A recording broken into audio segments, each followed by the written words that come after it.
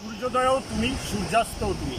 বিখ্যাত এই দেশাত্মবোধক গানের পংক্তির মতো কুয়াকাটা সাগর সৈকত বলতে পারে সূর্যোদয়ও আমি, সূর্যাস্ত আমি।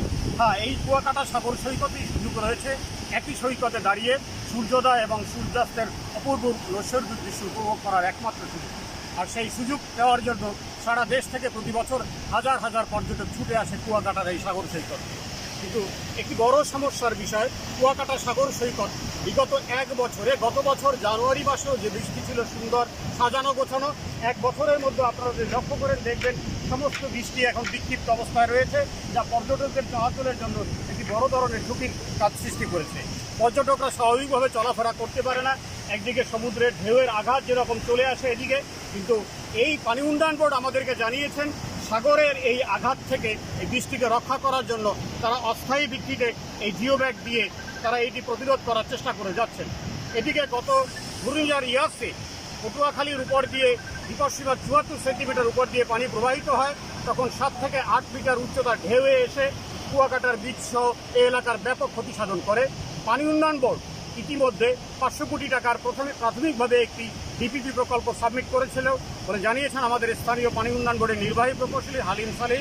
পরবর্তীতে স্থানীয় জনগণের দাবিতে টেকসই উন্নয়নের ক্ষেত্রে এটিকে আরও সম্ভাব্যতা বেশি ভালোভাবে যাচাই করে ৭৫০ কোটি টাকার একটি প্রকল্প সম্ভাব্য তৈরি করা হয় এবং এটি আগামীতে ডিপিপি আকারে সাবমিট করা হবে বলে জানিয়েছেন আমাদের পানি উন্নয়ন বোর্ডের নির্বাহী প্রকৌশলী।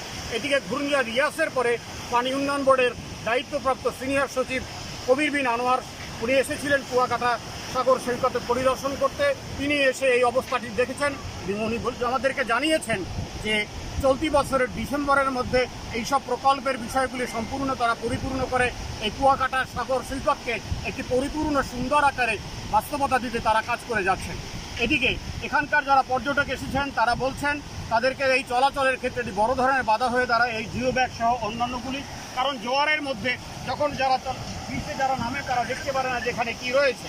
পরবর্তীতে বিভিন্ন ধরনের দুর্ঘটনা ঘটে থাকে এবং বৃষ্টি আপনারা যদি লক্ষ্য করেন সমস্ত বৃষ্টি একটি অগোছালো অবস্থার মধ্যে রয়েছে। এখানকার জনগণের দাবি, এখানকার ব্যবসায়ী যারা রয়েছে, পর্যটক আগামী পর্যটন মৌসুমে এমনি করোনাকালীন দীর্ঘদিন বন্ধ থাকার কারণে এখানকার পর্যটন ব্যবসায় বড় ধরনের একটি ধস নেমে আসে। এখানকার পর্যটন ব্যবসার সাথে যারা জড়িত তারা জানিয়েছেন কুয়াকাটার সাগর সৈকতকে সারা দেশের পর্যটকদের কাছে আকর্ষণীয় করে তোলার জন্য এই বৃষ্টিকে যত তাড়াতাড়ি সুন্দর এবং সাজানো গোছানো তৈরি করা যায়